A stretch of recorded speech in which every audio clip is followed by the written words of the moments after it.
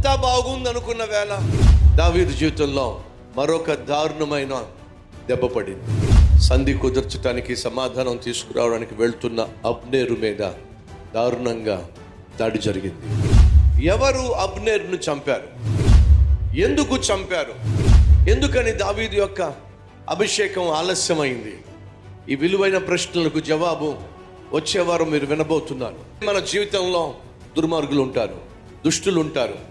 మన జీవితంలో జరగాల్సినటువంటి శుభకార్యాలు కావచ్చు, పొందుకోవాల్సిన మేలులు కావచ్చు, పొందుకోకుండా ఆపేటటువంటి వాళ్ళు ఉంటారు. ఇవన్నీ మనం తెలుసుకోవాలంటే వచ్చే వారం ఖచ్చితంగా మీరు రావాల్సిందే.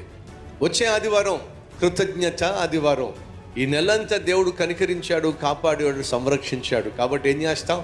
దేవుని సన్నిధికి వచ్చి కృతజ్ఞత స్తుతులు చెల్లిస్తాం. మనస్ఫూర్తిగా దేవునికి థ్యాంక్స్ చెప్పే అద్భుతమైన ఆదివారం, కృతజ్ఞత ఆదివారం. కాబట్టి మీలో